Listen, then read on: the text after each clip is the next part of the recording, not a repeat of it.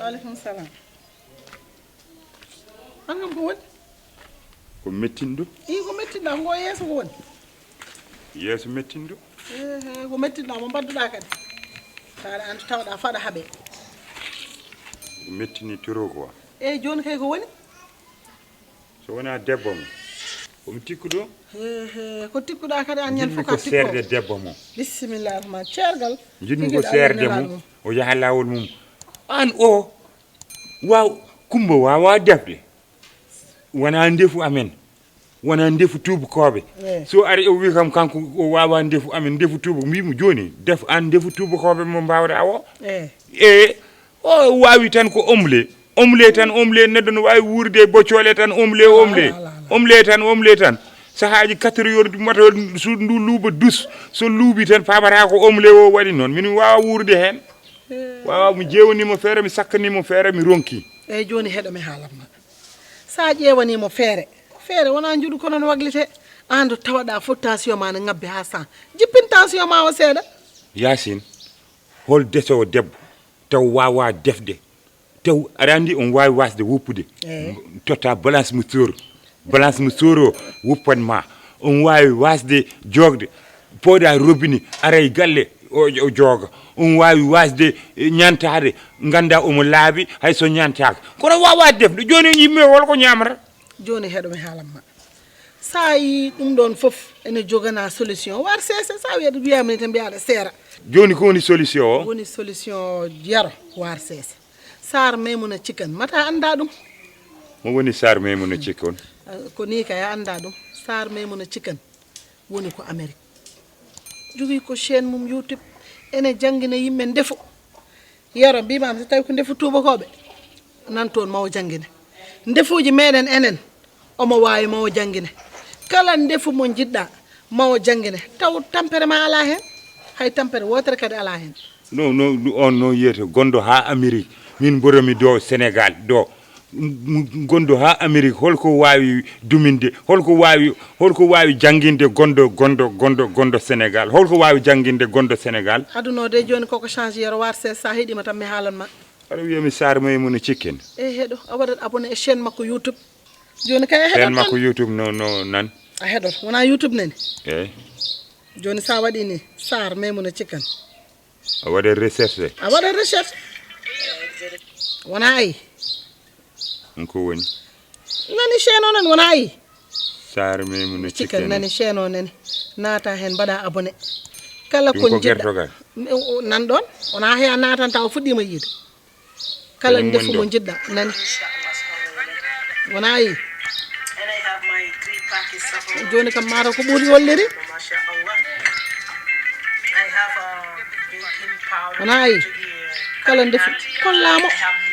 ɗo kala ko yiɗi wawde ɗo maw waw ndefuji meɗen ndefuji tubakoɓe tawde mbiɗa ko omle ɓolo wawi ndewa ɗo jangginama kono kay cergal kay wona solution yoro haali gonga noon joni noon il faut fulɓe ɓe naggay oɗo chaîne par ce que oɗo chaîne ko chaîne men ko enen jeeyi gonga ko debbo pulo kono o woni ko Amérique toon Allah waɗimo gonga ballal fulɓe noon wona ne guitta kalis ne dokka mo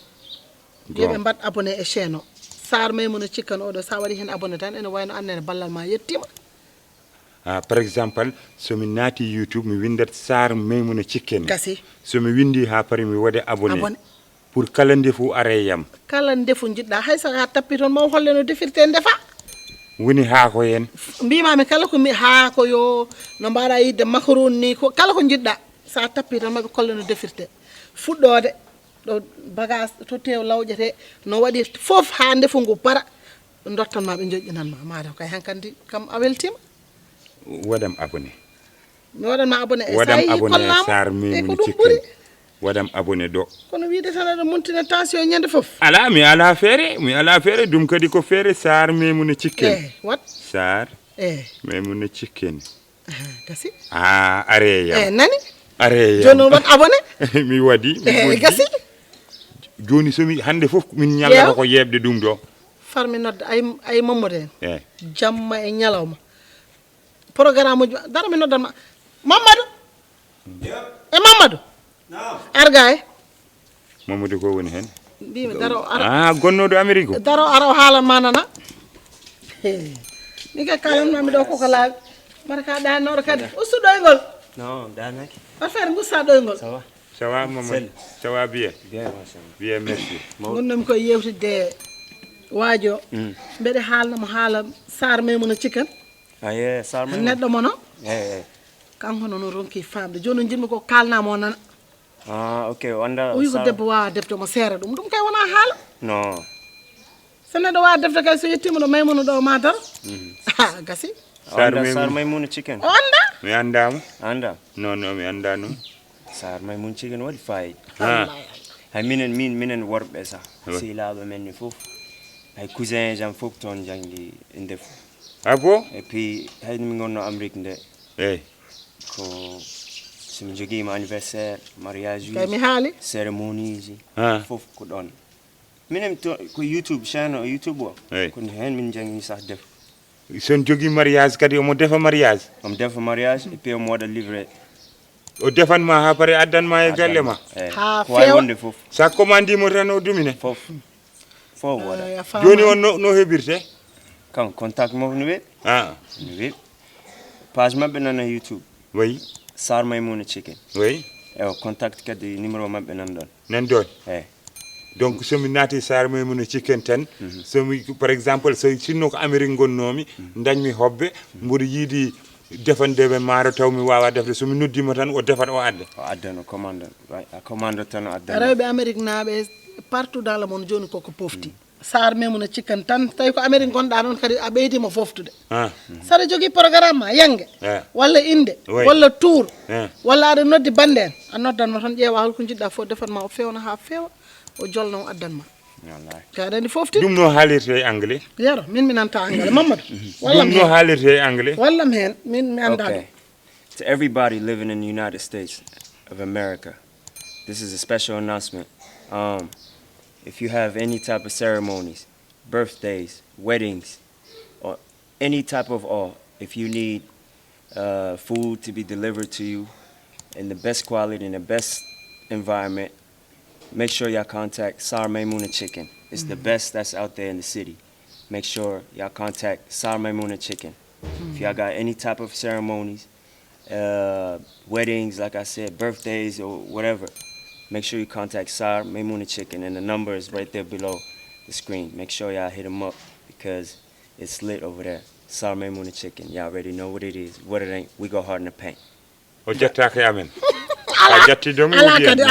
no wi wari peng wari binde peng wonno koy famde yimbe are wawi haalde ara andi mi nanani anglais wi tan kala cohlude SARR MAIMOUNA chicken nangam tan kala e pular ko wiida ko wari peng e peng o